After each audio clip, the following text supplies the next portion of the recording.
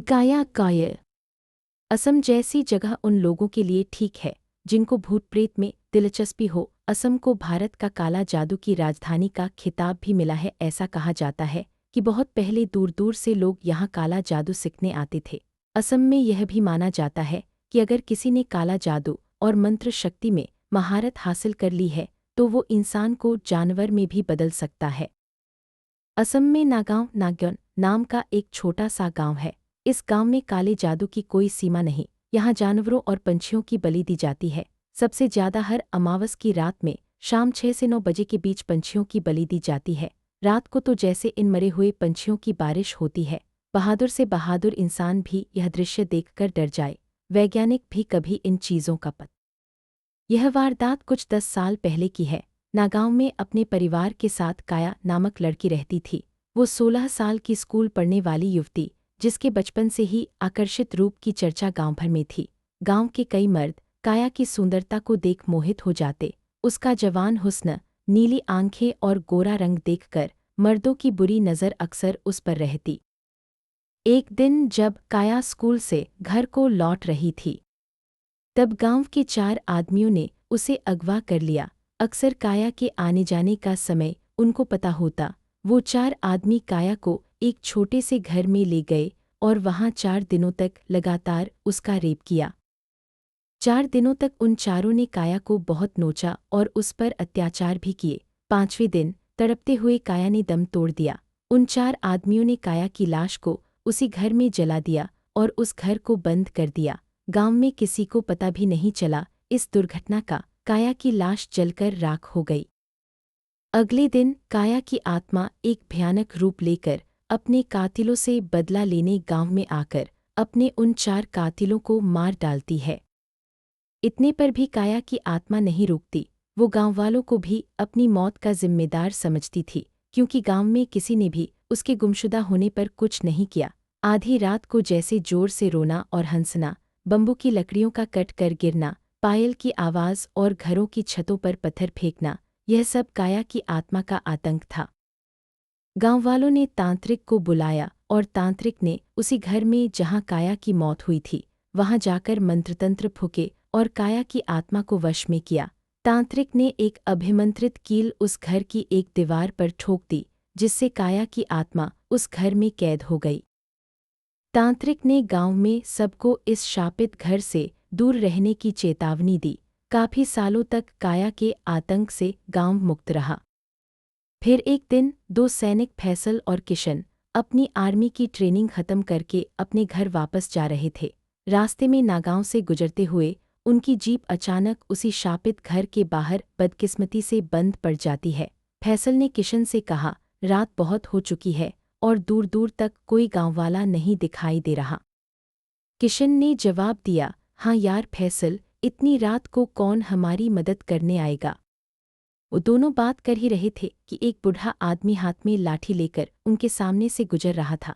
वो अपनी ही धुन में चला जा रहा था। किशन ने उस बूढ़े आदमी को रोका और कहा, अरे चाचा, यहाँ कोई कार मैकेनिक मिलेगा। बूढ़े की नज़र उस घर पर पड़ती है और डरते हुए बोला, यहाँ से जाओ जल्दी, इस घर के सामने मत खड़े रहो। ये कहकर बूढ़ा तेजी से चलने लगा। किशन ने कहा, अरे इनको क्या हो गया, मैकेनिक का तो बताया नहीं, और ऐसे ही चले गए। फैसल की नज़र उस शापित घर पर पड़ती है और वह बोला, चल यार किशन, आज की रात इसी घर में गुजारते हैं और कल सुबह जल्दी निकल जाएंगे। किशन मान जाता है और दोनों उस शापित घर में चले जाते हैं। वो दोनों सेना के सिपाही थे तो ऐसी बंद जगहों से कहाँ डरने वाले थे। जो देश की रक्षा करते हैं उन्हें ऐसी जगह से कोई फर्क नहीं पड़ता। उनका मोबाइल नेटवर्क ना चलने से फैसल अपना सामान का बैग गलती से उसी कील पर टांग देता है जो तांत्रिक ने सालों पहले घर के अंदर ठोका था। बैग का वजन भारी था तो कील और फैसल का बैग दोनों ही जमीन पे गिर जाते हैं। फैसल इसको नज़रअंदाज कर कील को एक तरफ फेंकता है और अपना भारी बैग एक जगह रख देता है।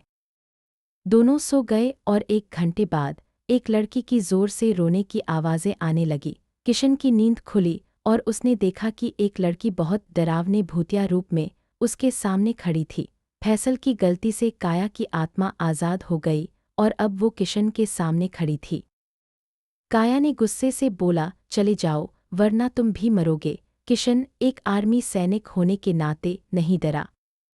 काया की आत्मा ने सोते हुए फैसल को हवा में ऊपर उठा लिया और कहा, तेरे दोस्त को मार डालूंगी, चले जाओ तुम दोनों। काया ने फैसल को नीचे जमीन पर पटक दिया और फैसल की नींद खुली। फैसल को सर पर चोट लग गई और उसने भी काया की आत्मा को देखा और बोला, किशन चल यहाँ से भाग चले। वो बूढ़ा आदमी भी इस घर की तरफ इशारा कर चले जाने को बोल रहा था, पर किशन और फैसल अपना सामान लिए उस शापित घर को छोड़कर भागने लगते हैं।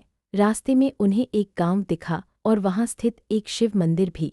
किशन ने कहा, फैसल आज रात इस मंदिर के बाहर गुजार लेते हैं, यही एक सुरक्षित जगह है। फैसल किशन की बात मान गया और दोनों वहीं मंदिर के बाहर आसरा लेते हैं। कुछ देर बाद एक सिद्ध साधु वहां से गुजरे और उनकी नज़र किशन और फैसल पर पड़ी। साधु ने उन दोनों को तसल्ली देते हुए कहा, ये एक सुरक्षित जगह है, उस लड़की की आत्मा से तुम्हारी रक्षा होगी। किशन और फैसल आश्चर्यचकित होकर खड़े हुए और किशन ने कहा, साधु महाराज, आपको कैसे पता हमारी हालत के बारे में? साधु ने हंसकर जवाब दिया, इस गांव के हर कोने से। किशन और फैसल अनजान थे कि कुछ दिन पहले ही एक सिद्ध साधु नागांव के शिव मंदिर में आए।